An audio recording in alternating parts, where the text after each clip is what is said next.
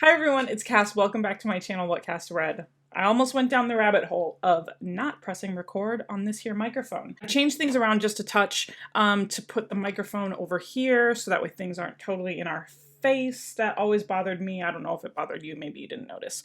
But yeah, that's what we're doing today. So hopefully this works out because I kind of like where the microphone's at. It does give me a little bit more space in front of me. Because if you don't know, I film at my work desk. My office is like work. I actually have to work in it, but it is also where I film because that's where the bookshelf is. That's where the books live. Anyways, we are here today to talk about my May reading wrap up. Let's leave those books over here so I don't start like banging on the table. Sometimes I do that and then the camera shakes. Okay, so for the month of May, how many books did I read? 1, 2, 3, 4, 5, 6, 7, 8, 9. Didn't even make it to the double digits. And I'll tell you why. Booktok was why. That we're just going to go right in there. We're just going to go right in and blame it on Booktok. I didn't even make it to the double digits. And quite frankly, I'm still kind of in a slumpy-ish mood. The story of May is that I was off to a really, really wonderful start. Like the first week of May, hit after hit after hit. Then, second week of May, I hit some duds, some major duds, and that's why I said it's Booktok's fault, because I read lots of popular books from Booktok, talking about spicy romance wrecks, that led me down a path that I didn't quite recover from.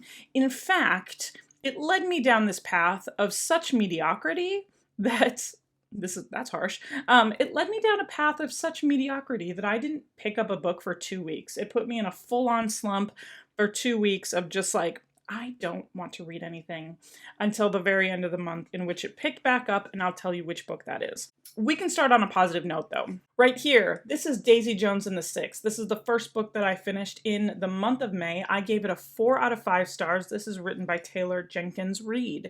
So for those of you who don't really know what it's about, this is now the second book that Taylor Jenkins Reid has written kind of with this format. I haven't read the other one, but I do know that it's a thing with her. This tells the story of a band in the 70s and kind of their rise and fall. And I had been seeing Riley Keough and not Sam Heughan, he's another UK hottie, Sam Claflin. In the Amazon Prime adaptation, I was like, I kind of want to read the book before I try the Amazon Prime adaptation. I had the audiobook, gave it a whirl, and it was really fun time. I loved just having like a full cast telling me the story. And this book really is a testament to why mood reading has worked for me so far this year, because this was a book that I've had on my shelves for a long time. I never would have picked it up because like I would have probably picked it up, but I potentially also could have unhauled it because it's not a book that I typically go for. This is more of a historical fiction, and they're just like never really on my mind. But yeah, I wanted something fun to listen to, something really easy to listen to, and this fit the bill. Let's see. Daisy is a girl coming of age in LA in the late 60s, and she's got this smooth, whiskey sounding voice, and you've got a band trying to make it happen, and it's kind of like how the record label puts them together, and they have just this like smashing success. But as quickly as their rise to fame blows up, their demise also blows up in their face just as quickly as well. And I had a really great time with it. You know, there's a lot of people who are like super diehard into this book, and there's a lot of people who are also like, you know, just like it's a story about a Nepo baby. And I can see both sides, but I was really into it. I was into this idea of this like cool, groovy band. Now, I'm a millennial, so those were the bands that my parents were really into. So I kind of felt a connection to the story that way, where we have this younger reporter interviewing all of the members of the band and just kind of like digging deep into what the culture was like. And that kind of feels like someone my age would do. So then that kind of like really made me think about the fact that, like, wow, some of these like rock legends are as old as my parents, and my parents aren't that young anymore. And oh my gosh, I'm having an existential crisis. It was kind of fun that way. So yeah, great start to the month. I gave that a 4 out of 5 stars. Then the next book that I ended up picking up. So if y'all remember, historical romance was having a hot moment for me in the month of April, and I ended up continuing on with the Wallflower series written by Lisa Kleypas. So these were books that were not influenced by Booktok at all. These were things that I had already begun starting. I ended up giving this one 3 out of 5 stars. Not because I didn't enjoy it, but let's see, what did I rate the first book? The first book was Secrets of a Summer Night. I gave that 4 out of 5 stars.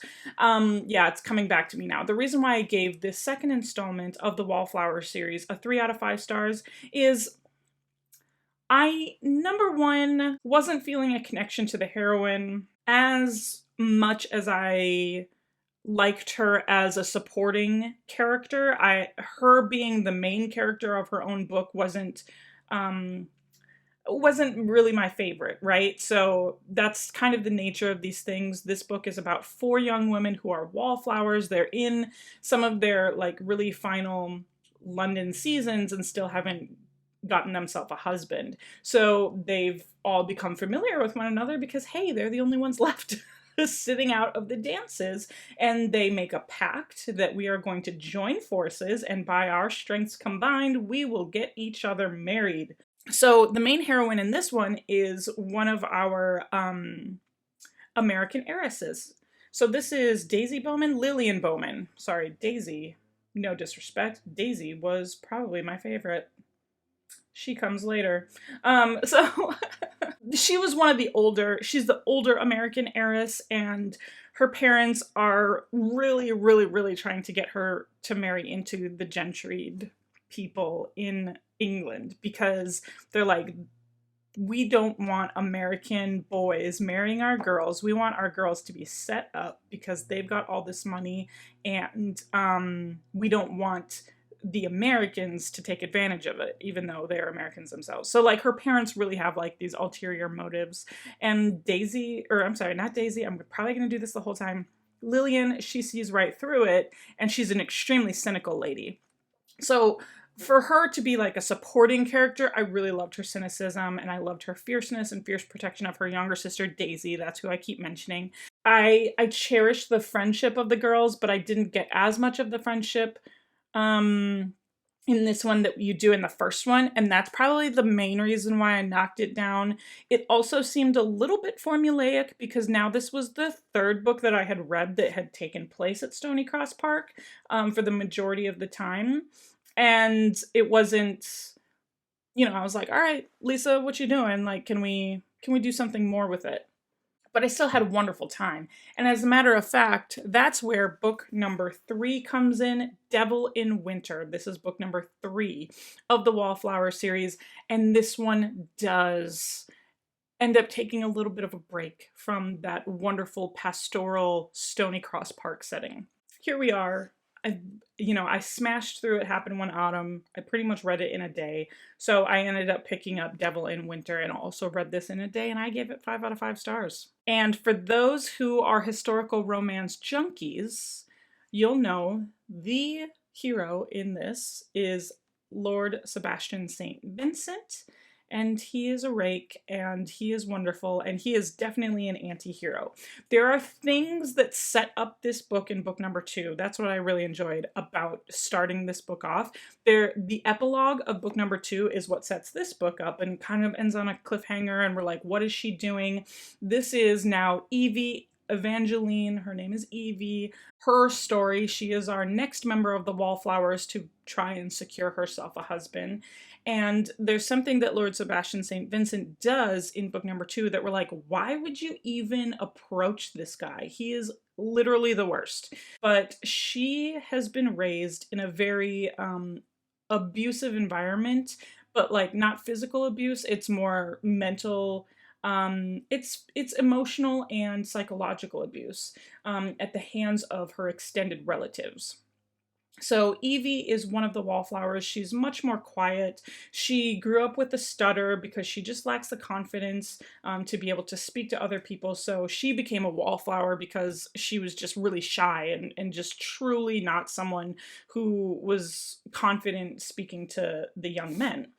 But she has had enough. Her father is on his sick bed, and her extended family, who she was raised with, will not go let her see her father, and will not let her spend the last of her father's days on this earth with him.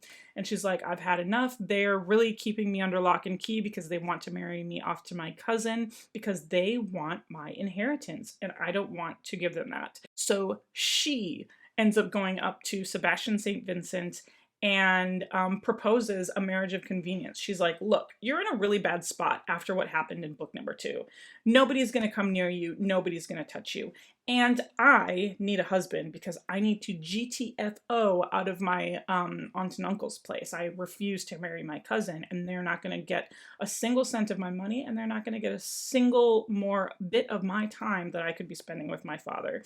So this really shy, small wallflower girl that we had gotten to know in books 1 and 2, now in book 3 with her own book, she just skyrocketed to the top of my favorite list. They end up running away and have a quick wedding in Scotland, and then it's their coming together of like this really unlikely pairing, and that's what I loved the most about it.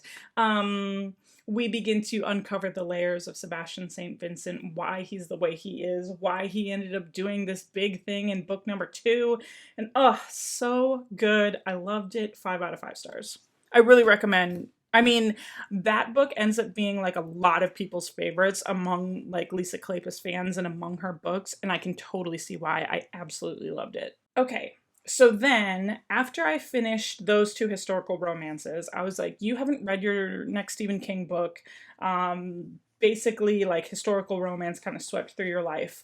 And I don't know if it was this book and the fact that I DNF'd it that really took me on a spiral, but I started reading some really dark books and one taboo romance that weren't working for me, and this really attributed to like my attitude toward picking up books for the rest of the month. So the next book that I did pick up, so this was my next Stephen King attempt. This was The Dark Half. I ended up DNFing this book. It was fine. It probably was on the trajectory for a 3-star read, but I ended up DNFing it because like this was one of those books that like the story, I had figured it out. And there was like no motivation for me to continue because I wasn't enjoying it that much. So this is an author who is not as successful as his pseudonym, and then he ends up, nobody knows that he's writing under the pseudonym, and he ends up killing the pseudonym off so that way he can just be done with the pseudonym. So the writer himself is Thad Beaumont. He wrote 2 books prior to the creation of his pseudonym George Stark, who became this internationally best-selling crime writer. And it was like very vicious crimes and solving these crimes, and he just decided he was done with it and he killed off the character. And he did it a little bit more tongue-in-cheek in that he held a funeral for this character. So just kind of like an odd setting. But really, things start happening to people who were associated with George Stark, like his publicist, some critics of George Stark. They end up getting murdered in ways that are very similar to things that happened in the George Stark books. And Thad Beaumont is a main suspect in this because his fingerprints are all over the scene. So that's the setup. It's not like the book tried to hide the outcome. Like basically you get halfway through and it's like your suspicions are revealed, but then like as we keep going, I definitely figured out what the outcome would be, and I even looked it up at like on a Cliff Notes or whatever just to make sure that my suspicion was correct, and I was. And so it's just like, I had no motivation to keep going, and that's why I DNF'd it. It probably would have ended up being a 3 out of 5 stars. Like, wasn't bad, but whatever, you know, that kind of thing. One of the nice things for me, though, was the sheriff who does the main investigating in this book, he's a character in Needful Things. So there's like a cool little tie-in from a past Stephen King book that I had read. Okay, the next two books are the ones that really sent me down. I don't, I keep trying to like expand on the types of romance books that I'm gonna read because I'm like, I'm very new to this genre. I don't really know what I like yet, but I think I'm discovering that I don't like. No, that's not true. That's really not true. Anyway, let me tell you about it. The next book that I ended up reading was Birthday Girl by Penelope Douglas. Now, this was a Booktok darling. This is a Booktube darling. The people who love taboo romances are always like, we love Birthday Girl by Penelope Douglas. So what the story is about, I ended up giving it 2 out of 5 stars, by the way. What the story is about is this young couple are together and they end up needing to move in with the boyfriend's dad. And it ends up becoming a romance between boyfriend's dad and the girlfriend. Now, I had just finished Praise by Sarah Kate, and that was definitely a same situation in that they're ex and she ends up getting together with the dad. And I was like, cool, this is another one of those kinds of stories. So that's why I'm like, do I really not like that taboo trope? Or was it specifically Penelope Douglas and Birthday Girl that I didn't love? And I couldn't tell you. I really couldn't tell you why I enjoyed one over the other. So anyways, the thing is I don't have this book in front of me, so that's why I don't remember the character names, but our female heroine and her boyfriend, they are going through kind of like a tough time. They got together as like, they were friends first and then got together, and now they're kind of like fading out of like the romance phase, right? They're both, I did enjoy this part, that they're both young people stuck in their town. Like they really can't break free, and they're really, she at least is really trying to break free, our heroine. She has kind of a dead-end job, but she needs it to pay for the bills that keep stacking up for the two of them, which is why they had to move in with the dad to begin with. The dad is estranged from the boyfriend, so that has built in some tension. And she ends up having like her own individual meet cute with the dad before she knows it's the dad. They kind of have this like spark already, and then when the situation ends up being that they move in together, then it just kind of becomes undeniable. The two end up breaking up, like our young couple at the beginning end up breaking up, and then that's when the feelings can be a little bit more open with the dad. I just couldn't tell you why I didn't love it the way that I really enjoyed Sarah Kate. And I know this is a big one for a lot of people. So the fact that I gave it 2 out of 5 stars might cause some people to question. We were trying to do the most. We were trying to do a lot of things with these characters, trying to tie off a lot of loose ends from like the pasts of these characters that brought them into the situation where they're living with one another and now having this romance. It wasn't my favorite. No. No. Okay, and then here's the next Booktok darling that I read, and there were parts that I enjoyed about it. There were definite parts that I was like, this is so obnoxious, I can't even. So I gave this 3 out of 5 stars. This is Haunting Adeline by H.D. Carlton. Very, very popular book. And this is a stalker romance. So this was another taboo. I just like went straight into the Booktok recommendations and went all taboo. That seems to be like Booktok's favorite or something, but it's a stalker romance. There were parts that were really exciting, right? There's a centralized plot where our hero, Zaid, I remember his name because Zaid was like, everybody loves Zaid. Daddy Zaid, Zaddy Zaid, like everybody loves him, right? he confused me. So he stalks our heroine, and she ends up falling for him, and they develop this like really passionate connection. And I didn't love his dichotomy. So like he's really a good guy, right? So his main job is he works and tries to catch and infiltrate terrible sex rings, sex trafficking. He wants to put a stop to it. And that's what his like job is, that he's incredibly profitable with. But then he stalks our heroine. She's an author. She's working on a book tour. She's working on a book. She's working on some self-discovery, right? She bought a, or not, she didn't buy a house. She inherited a house from her great grandmother and her grandmother, and there's this whole spooky mystery involving the house. It's kind of haunted, and she's trying to put those ghosts to rest. So this is like super great for like spooky season.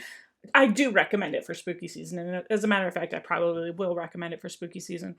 For those of you who read the trigger warnings and are perfectly comfortable reading a book like this, let me go ahead and put those disclaimers out there. It's definitely not for everybody. But he ends up like walking past a bookstore where she's doing a reading, and he sees her, and they have this like really intense, like they see each other, and that's what brings him to start stalking her. He starts getting rid of people who want to touch her, and he's just a very violent stalker. And there's dubious consent in this book, which is something you should know about it. And I think that's where I drew the line, and I was like, there's no possible way I could give this book higher than a 4 out of 5 star. I wanted to give it a 4 out of 5 star because it was very exciting. There's like thriller aspects and mystery aspects, but because of the really non-consensual portions of this book, that I was like, there's no possible way I can give this a 5 out of 5 star. So if the highest rating that I could give it would be a 4 out of 5 star, it definitely wasn't higher than that, and which is why I gave it a 3 star. There was a lot of processing going on in my mind as I was reading this book. Like, wow, are you really being turned on by a stalker? Guess I kind of am. Will I continue with hunting Adeline? So this book ends on an amazing cliffhanger, and I've definitely read all of this, like all of the disclaimers and the trigger warnings for book number 2, but there's also a lot of warnings in the sense that they're like, there's a lot more torture involved in book number 2, and I'm like, am I gonna read that? I just don't know. And the combination of DNFing the Dark Half, Birthday Girl, and Haunting Adeline put me in this like slumpy-ish feeling. And I was like, I really need to bring myself out of this, which is where I came into, I was like, you need to go the exact opposite end. And I ended up finishing up the Wallflower series. So I read Scandal in Spring, pretty much read it in a day, and I gave this 5 out of 5 stars. So I went way on the opposite end of my feelings for this book. Just a very fun and lighthearted read. Totally not dark at all. Totally not dark at all. So great. it definitely like pulled me out of that darkness. And so our final Wallflower, Daisy Bowman, the young American heiress, sister to Lillian Bowman, she's ready. She is ready. She has patiently helped all of her friends and supported them through their seasons. Now it's her turn to get married, gosh dang it. And she wants to get married to someone, you know, that she's never met before. She wants to be romanced. She's very, very young and naive that way, that she just really wants this wonderful sweeping romance. But her father has different plans for her. And he introduces her to, okay, what's his name? Matthew Swift. He's an entrepreneur who ended up working for her father. And he's like, listen, I want to give my company to Matthew, not your brothers. The only way I can do this and not raise eyebrows is if you get married to Matthew. So that's what's going to happen. And she's like, excuse me, like I haven't had a chance to really have my season yet. How dare you? So he makes her a deal. He's like, fine, I'll give you this season. Fine. And if you can find someone to marry you instead of Matthew, I'll give it to you. But at the end of this season, if you don't end up getting married, then you have to get married to Matthew. And so it's one of those, like, they've already known each other from their past. They constantly bump into each other. They both know what's on the table. Like, the father hasn't been secret about his plans for them. And so they're, like, fighting that aspect. And then there's a whole thing with Matthew and his past. And what I loved the most about it was like our last young, naive Wallflower has the spiciest romance of them all. She just like takes charge and blossoms in a way that the other 3 didn't. And I loved it. Is like Evie and Daisy are kind of like neck and neck for my favorite Wallflowers. My favorite hero of the Wallflowers is definitely St. Vincent, but like the heroines, Evie and Daisy. They like totally rocked my world with their willingness to just like take the bull by the horns and just take their destiny into their own hands. And I totally loved it. And it was a 5 out of 5 star read. That ended up being the last 5 out of 5 star read in the month of May, because the next book is really what made me stop reading for 2 weeks. And I'm really, really sad about it. The next book that I read was Twisted Love by Anna Huang. I gave this 2 out of 5 stars. Wow, this is another Booktok darling. This is another BookTube darling. Anna Huang is having a moment right now because King of Pride, her newest release, is out, and so people are loving and thriving off of her stuff. And I was really hoping to get caught up in that. So much so that this is actually a signed edition. I went out and bought the first 3 books to the Twisted series, and they are all signed. I had never read the books before, but that's what I ended up doing, and I gave it 2 out of 5 stars. So what this is about is it's a brother's best friend romance, and Ava Chen is in college, and her brother is graduating college, and he's about to like go away for a year and do some kind of work, and he asks his best friend, Alex Volkov, to watch out for his sister while he's gone. And Alex Volkov is one of those bad boys. He's just a bad boy. And everyone knows it. He doesn't try to hide it. He's got ties with the mafia. Anna is tormented by these childhood nightmares. And so what ends up happening is Alex Volkov is also like super rich, because of course he is. So he ends up buying or renting the apartment right across the hall from her. So it's kind of forced proximity in that way. So like brother is like, Alex is going to watch over you. Ava is like, how dare you do this to me? Alex shows up, and then they have, you know, a summer of tension. Here's where it went wrong for me.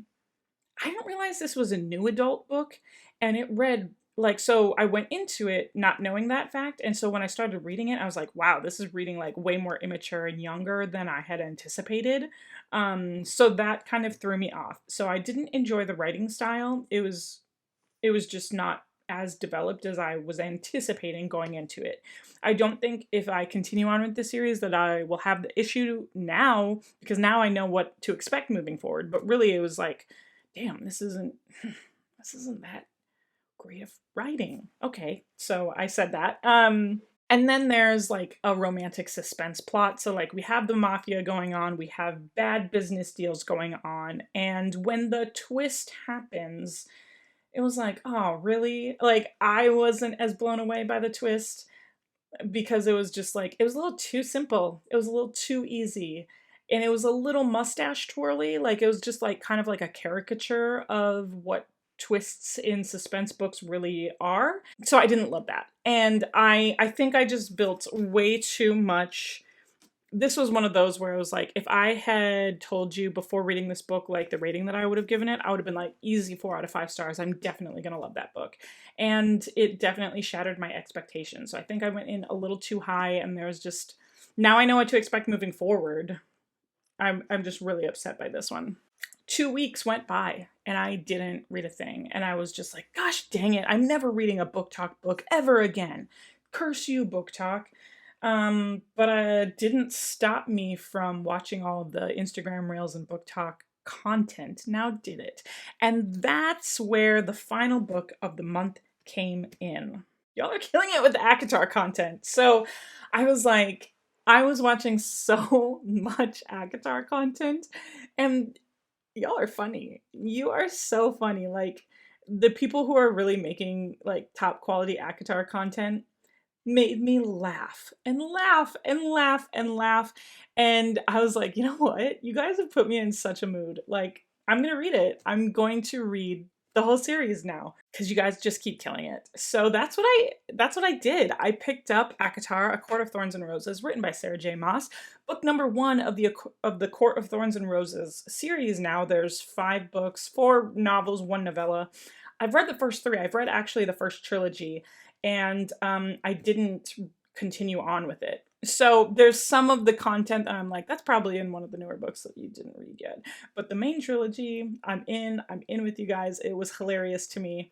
Um, so I take for granted sometimes. I take BookTube for granted, and I like how much this series swept through the fantasy BookTube world way early on. So it's like almost old content for people who have been on BookTube and have been a part of the Sarah J. Maas fervor. But there's a younger generation of folks coming up who are discovering this for the first time, and it's kind of like their excitement that really got me hooked back in.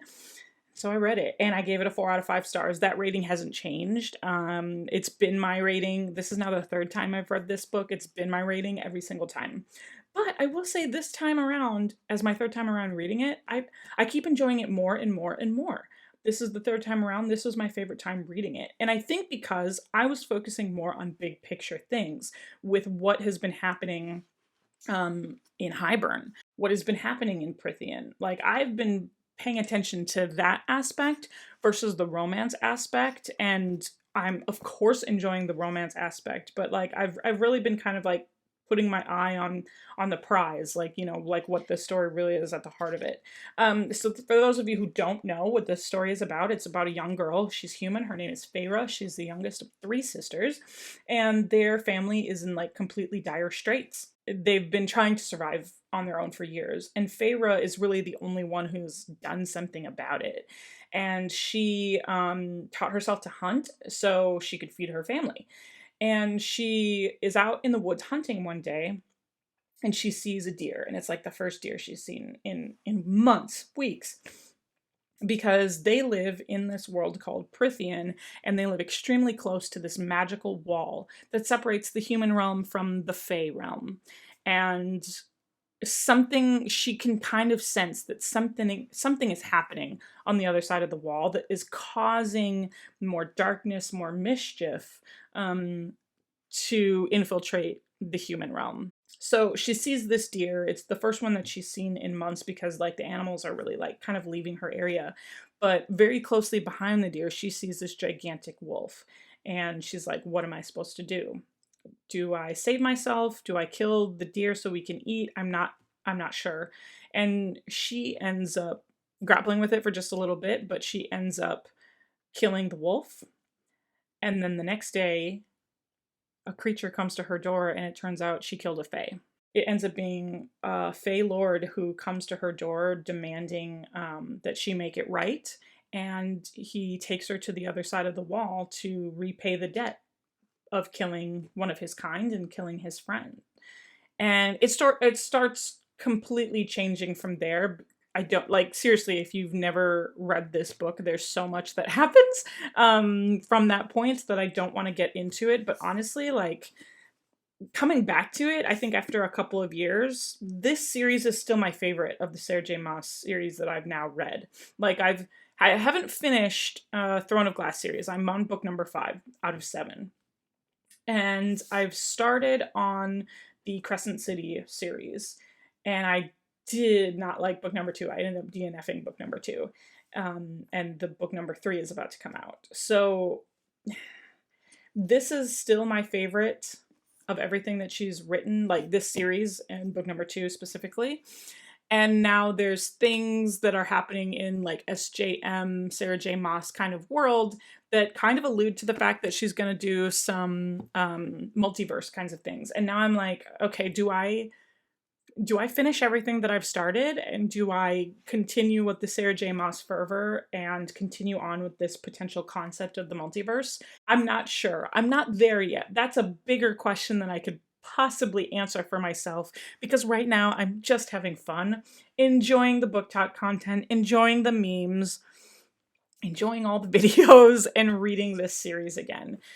So that's where I'm at for the month of June. Like, month of June is off to a slow start, which is expected for me because I typically, I get really busy with work, which is why I didn't even post last week. Like, that was just like, there was no way, because my summer work schedule definitely changes around. I'm still just gonna kind of like, I'm like cooling my jets. I'm not really reading 3 books at a time right now. I'm basically just reading Akamath, A Court of Mist and Fury right now, and that's really what's sustaining me. Rhysand is still number one. If you talk book boyfriends to me, he's still number one.